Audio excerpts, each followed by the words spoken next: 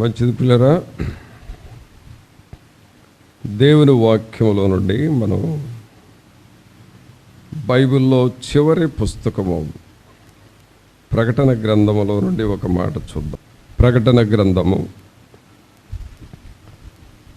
మొదటి అధ్యాయము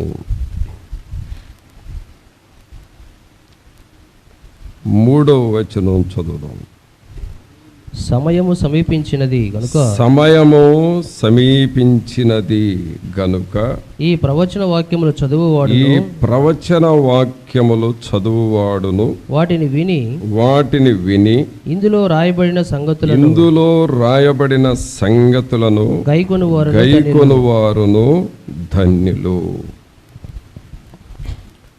ప్రభునందు పిల్లరా, మనం చదివిన ఈ వాక్య భాగము ప్రకటన గ్రంథములో ఉన్న మాట.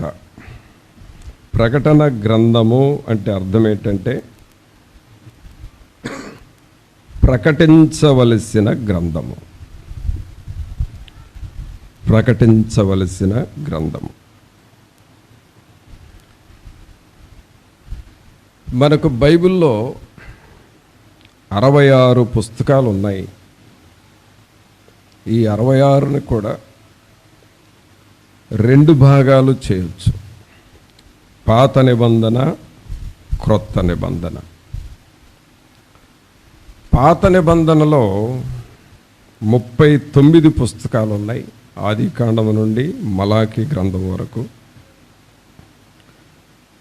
క్రొత్త నిబంధనలో 27 పుస్తకాలు ఉన్నాయి, మత్తయి సువార్త నుండి ప్రకటన గ్రంథం వరకు.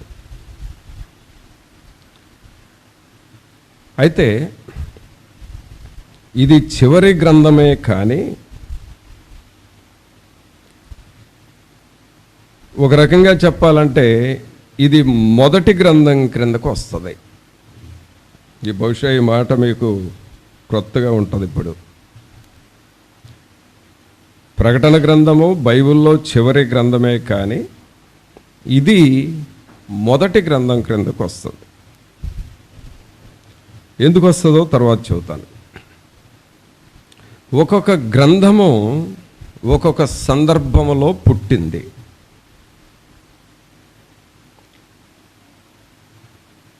అవి పుట్టిన సందర్భాలు చూస్తే ఆదికాండము నుండి ద్వితీయోపదేశకాండం వరకు 5 గ్రంథాలు. ఇది ధర్మశాస్త్రము అని అంటాము. ఈ గ్రంథాలు ఎక్కడ పుట్టినాయి అని అంటే యెహోవా దేవునితో మోషే గారు సియోను కొండ మీద 40 దివారాత్రులు ప్రభువుతో మాట్లాడుతూ వచ్చాడు. అంటే ఆ 40 రోజులు మరి మోషే గారు సియోను కొండ మీద ఉండి ప్రభువు చెబుతున్న మాటలన్నీ రాసుకున్నాడు. ఆ మాటలన్నీ కూడా మరి లిఖితము చేశాడు, రిటర్న్గా రాశాడు. రాసి వాటిని ఒక గ్రంథముగా, ధర్మశాస్త్ర గ్రంథముగా రాయబడ్డాడు. ఇప్పుడు మనలో ప్రతి ఒక్కరము మన సర్టిఫికెట్లో బర్త్ ప్లేస్ అని ఉంటుంది. బర్త్ ప్లేస్ అంటే జన్మస్థలం. ఒక్కొక్కరికి ఒక్కొక్క ఊరు ఉంటుంది. మనం ఎక్కడ పుట్టామో ఆ పుట్టిన ఊరు మనకు ఉంటుంది. మనం ఎక్కడ లోకంలో ఎక్కడ తిరిగినా ఆ బర్త్ ప్లేస్, పుట్టిన ఊరును మాత్రం మనం అదే చెబుతాం.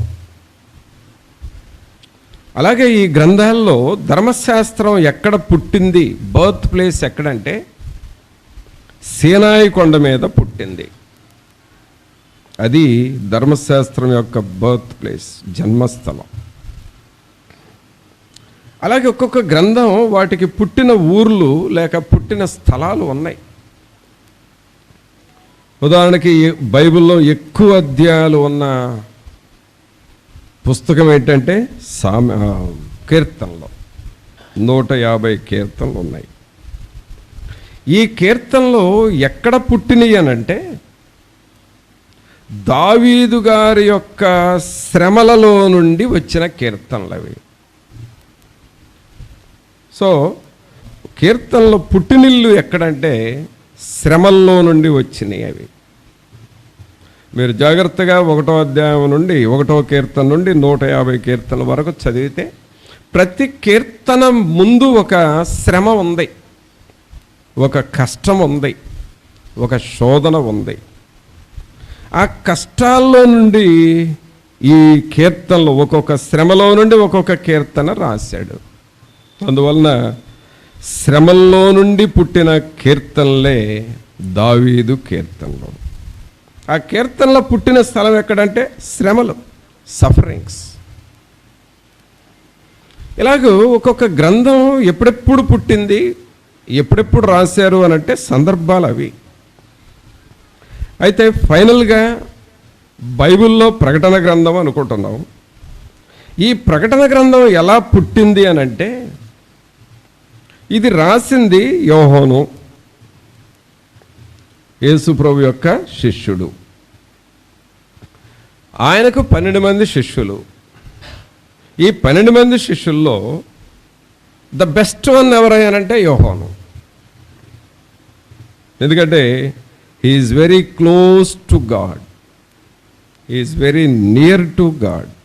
ఎప్పుడు దేవునికి అతి సమీపముగా ఉండేవాడు.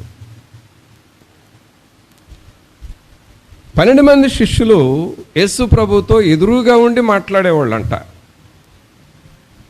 ఆ యేసు ప్రభు చెప్పే మాటలు వినేవాళ్ళంట. కానీ యోహానుకి ఎంత స్వతంత్రత ఉందంటే యేసు ప్రభు భుజం మీద తల పెట్టి మాట్లాడుకునేవాళ్ళంట. అంటే ఆ ఫోటో ఒక్కసారి ఆలోచన చేయండి.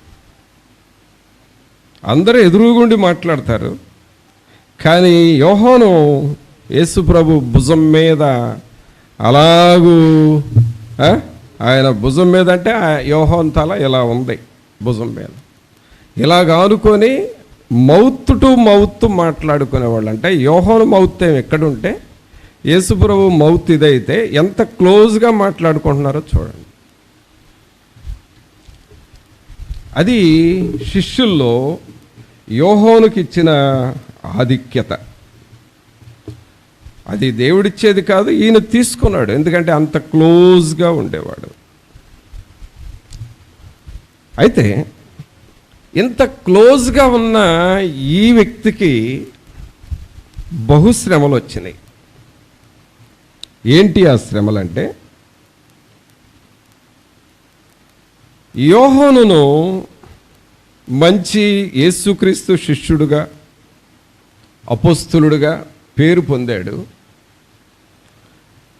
ఈ యోహానుని చంపేయాలి అనుకున్నారంట ఆనాడు ఆ రోమన్స్. దీన్ని చంపాలి అనుకున్నారంట. అయితే ఎలా చంపాలంటే ఒక ప్రూఫ్ అడిగారంట యోహానుని. అదేంటంటే, యేసుక్రీస్తు ప్రభువుని గురించి నువ్వు ఎంతగా ప్రకటిస్తున్నావు, నీ దేవుడు నిజంగా గొప్పవాడైతే మేము ఒక కప్పు, అంటే టీ కప్పు ఉందో చూడండి, ఆ టీ కప్పు విషం, పాము విషాన్ని తీసుకొచ్చి నీకు ఇస్తాం, అది నువ్వు త్రాగాలి. నువ్వు త్రాగిన తర్వాత బ్రతికుంటే మేము కూడా యేసుక్రీస్తుని నమ్ముకుంటాం. ఒకవేళ నువ్వు ఆ త్రాగిన తర్వాత చనిపోతే నీతోనే ఆ యేసుక్రీస్తు ప్రభు కూడా చనిపోతాడు. అదంట ఒక ఏమంటామంటే దీన్ని పందెము అనొచ్చు, లేక కమిట్మెంట్ అనొచ్చు. అలా పెట్టుకున్నారు ఇద్దరు. సరే, అలా పెట్టుకున్న తర్వాత యోహాను ప్రార్థన చేసుకొని, సరే నా ప్రభు గొప్పవాడు అని నేను రుజువు చేస్తాను అనంటే, ఈ పాములు పట్టేవాళ్ళని అడవుల్లోకి పంపించి ఆ నాగుపాములు ఆ కోరల్లో నుండి విషం పిండి ఒక కప్పు నిండా, అంటే చాలా పాములు చంపించారంట. ఆ విషము ఒక కప్పులో వేసుకొని టీ గ్లాసు లాగా, టీ కప్పులాగా కప్పుడు పాము విషాన్ని తీసుకొని వచ్చారంట కప్పులో. అప్పుడు ఆ టీ కప్పు ఆయనకిచ్చి, యోహానుకి, ఈ గ్లాస్ అంటే ఈ టీ కప్పు ముందుగానే చెప్పారు ఆయనకి, ఇది పాము విషం బాబు, వాటర్గా అనుకునేవు, పాము విషం, చాలా 100 పాములు చంపాం దీనికోసం, ఆ కూరల్లో నుండి విషం తీసుకొచ్చాం, నీ కప్పు నిండా ఇస్తున్నాం, నువ్వు త్రాగు. అంటే టోటల్గా వీళ్ళ మనసులో ఏంటంటే యోహాన్ని చంపేయాలి, ఇతని ద్వారా ఆ సువార్త వెళ్ళకూడదు. అయితే యోహాను చేసిన పని ఏంటంటే ఆ విషం కప్పు తీసుకొని, ఆ విషం కప్పు ప్రార్థన చేసి, ప్రభువా మీ నామము కొన్ని 100 మంది ప్రజలు చూస్తూ ఉన్నారు, బహుశా 1000 మందే ఉండుండొచ్చు, అంతమంది ప్రజల్లో వాళ్ళందరూ ఏమనుకుంటున్నారంటే ఇక ఇతను త్రాగుతాడు, చనిపోతాడు అనేది నిర్ణయం. ఈ విషం కప్పు తీసుకొని యోహాను ప్రార్థన చేసుకొని అలాగూ త్రాగటానికి దగ్గరగా తీసుకొచ్చాడంట. అంటే ఇంకా ఆయన మౌత్కి ఆ కప్పు అందించబోతున్నాడు. ఆ టైంలో ప్రియరా ఎన్ని పాములలో నుండి ఆ విషం పిండారో అన్ని రకాల పాములు అప్పటికప్పుడే పుట్టుకొచ్చినాయి అంట. ఇది యోహాను జీవితంలో జరిగిన ఒక అద్భుతం అండి. 12 మంది శిష్యుల్లో ఒక గొప్ప అద్భుతమో యోహానుకి దేవుడిచ్చాడు. అన్ని పాములు పుట్టుకొచ్చినాయంట. ఆ పాముల్లో కూరలు ఉన్నాయంట, కూరల్లో విషం ఉందంట. అది ప్రజల మీద పడి అక్కడ దగ్గర ఉన్న వాళ్ళని కరిచేస్తే అప్పటికప్పుడు కరిచి కాటుపడి చనిపోయిన వాళ్ళు చాలామంది ఉన్నారు. అప్పుడు ఈ కప్పు నోటికి తీసుకొని వచ్చే టైంకి కప్పులో విషం బొట్టు కూడా లేదంట, అన్ని పాములుగా మారిపోయినాయి. అప్పుడు ఆ ప్రజలు అన్నారంట, నిజముగా నీ దేవుడు చాలా గొప్పవాడు అని చెప్పాడు, చాలా గొప్పవాడు. అనగా యోహాను తన హృదయమంతా కూడా దేవుని ప్రేమతో నింపబడ్డవాడు, దేవుని శక్తితో నింపబడ్డవాడు, దేవుని ఆత్మతో నింపబడ్డవాడు, దేవుని వాక్యముతో నింపబడ్డవాడు, దేవుని ప్రభావంతో నింపబడ్డవాడు యోహాను. అయితే ఆ ప్రజల యొక్క కర్కశం, ఆ ప్రజల కసి పోలా. అయ్యో ఇతను చంపాలనుకున్నాం, విషం త్రాగితే చస్తాడనుకున్నాం, ఇతను చావకుండా బ్రతికేడే అని చెప్పి ఆ మిగిలిన వారు యేసుక్రీస్తు ప్రభు గొప్పవాడే అన్నారు. కానీ ఈయనకి పనిష్మెంట్ ఇవ్వాలి అని చెప్పి ఆ జడ్జి, ఆ టైంలో ఉన్న జడ్జిమెంట్ తీర్పు ఏంటంటే ఈ యోహానును తీసుకొని వెళ్ళి మరి పద్మస్సు ద్వీపం అనే ఒక ఐలాండ్ ఉన్నది, చుట్టూ సముద్రము, మధ్యలో కొంత భూమి, ఆ భూమి మీద రకరకాల ముళ్ళ చెట్లు, విషపు ముళ్ళు కలిగిన చెట్లు, క్రూర జంతువులు, క్రూర సర్పాలు కలిగిన ఏరియా అది. దానిని పద్మస్సు ద్వీపము అని అంటారు. ఈ మాట మీరు అందరూ వినే ఉంటారు, పద్మస్సు ద్వీపం. ఇప్పుడు ఈయనకి పనిష్మెంట్గా ఆ పద్మస్సు ద్వీపంలోకి తీసుకొని వెళ్ళారు ఈ యోహాన్ని. అక్కడ పడేశారు. అక్కడ ఉద్దేశం ఏంటంటే పాము విషం కలిపి ఇస్తే బ్రతికాడు, ఆ పద్మస్సు ద్వీపంలో వేసేస్తే పాములు గరుస్తాయి, విషపు ముళ్ళు గుచ్చుకుంటాయి, క్రూర జంతువులు చంపేస్తాయి, అట్లన్నా చస్తాడు అని. అయితే పిల్లరా, ఆ పద్మస్సు ద్వీపంలో తినడానికి ఆహారం లేదు, ధరించడానికి వస్త్రం లేదు, భోజనం తయారు చేయటానికి రేషన్ లేదు, పలకరించటానికి ప్రక్కన ఎవరో లేరు.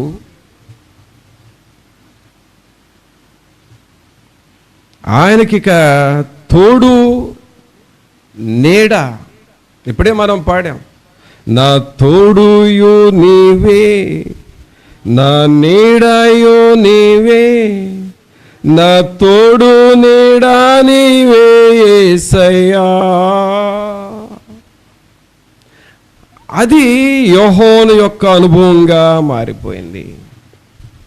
చలిగాలి ఉన్నది, దుప్పటి లేదు, ఎండలున్నాయి, వసతులు లేవు, శరీరము జిడ్డైపోతా ఉంది, స్నానానికి నీళ్లు లేవు. ఏ వసతులు లేని స్థితిలో యోహోను పత్మసు ద్వీపములో ఒంటరిగా ఉన్నాడు. ప్రభువులరా, ఒంటరి జీవితములో సవాలు ఉన్నది.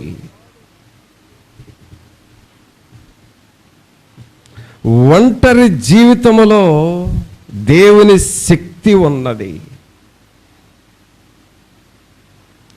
ఒంటరి జీవితములో దేవుని ప్రభావము నీ ద్వారా ఇతరులకు వెళతా ఉంటుంది.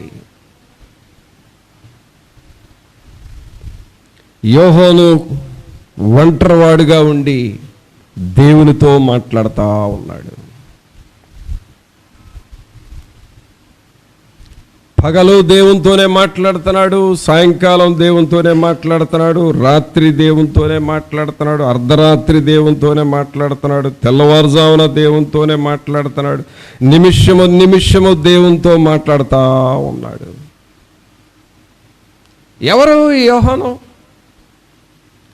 ఈ యోహాను ఎవరయ్యానంటే, ఒకప్పుడు యేసు ప్రభు రొమ్మున ఆనుకున్న వ్యక్తి. అంటే ఇప్పుడు ఈ బుక్ చూడండి, నా భుజం మీద ఎలాగ ఆనుకుందో, యోహాను యేసు ప్రభు భుజం మీద తలపెట్టి అంత క్లోజ్గా ఉన్న వ్యక్తి.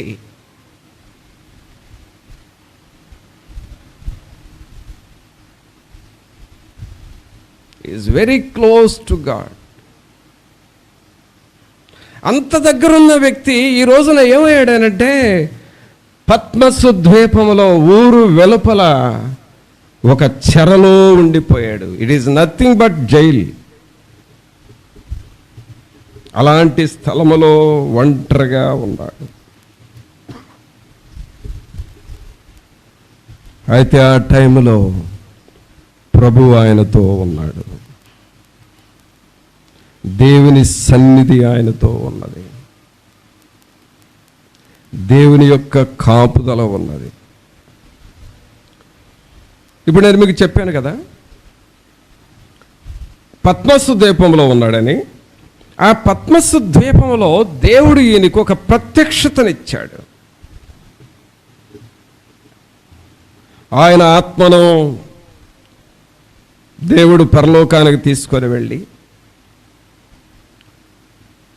ఈ భూమి అంతమవుతుంది ఒక దినాన, యేసుక్రీస్తు రాకడ వస్తుంది.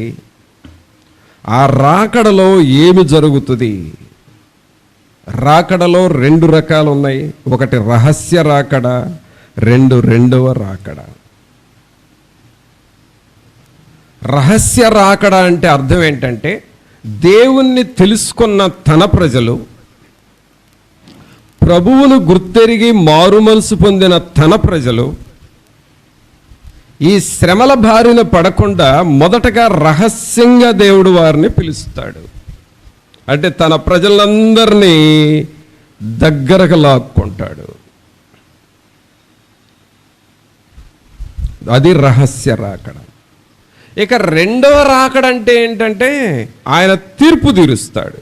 తన మాట ఎవరైతే వినలేదో వాళ్ళందరికీ మహాశ్రమలు పెట్టి తీర్పు తీరుస్తాడు. కావున యోహానుకి ఈ రహస్యాన్ని దేవుడు నేర్పించాడు. రహస్య రాకడ అనేది ఒకటి ఉందయ్యా, అది నన్ను ఎరిగిన బిడ్డలను దేవుడు పిలుచుకుంటాడు. రెండవ రాకడ ఉన్నది, ఆ రెండవ రాకడలో నన్ను ఎరగని వారిని పనిష్మెంట్ ఇస్తాను. ఆ రాకడ ఎలా వస్తుంది, ఎప్పుడు జరుగుతుంది, ఏం జరుగుతుంది, 7 ఏండ్ల శ్రమలు ఎలా అంటే ఎలా ఉంటాయి, 1000 ఏండ్ల పరిపాలన అంటే ఎలా ఉంటుంది, ఈ ఆకాశము భూమి ఎలాగూ కరిగిపోతుంది, ఎలాగో సముద్రం మాయమైపోతుంది, నదులు ఎలా పోతాయి, ఈ భూమి లేకుండా పోతుంది, అలాగే క్రొత్త ఆకాశం నేను సృష్టిస్తాను, క్రొత్త భూమిని సృష్టిస్తాను, నన్ను ఎరిగిన బిడ్డలని వారికి మరలా పరిశుద్ధులుగా చేస్తాను, దేవదూతలుగా చేస్తాను, 1000 ఏండ్ల పరిపాలన చేస్తాను. అప్పుడు ఈ భూలోకం ఉండదు, మంత్రులు ఉండరు, రాష్ట్రపతులు ఉండరు, రాజులు ఉండరు, టోటల్గా లోకమంతటిని నేనే తాను. ఎందుకంటే లోకాన్ని పుట్టించింది నేను, ఫైనల్గా లోకాన్ని పరిపాలించేది కూడా నేను. ఈ సూత్రాలను తెలుసుకో యోహాను అని యోహానుకు ప్రత్యక్షతలో ఇచ్చి ఈ ప్రకటన గ్రంథము రాయించాడు.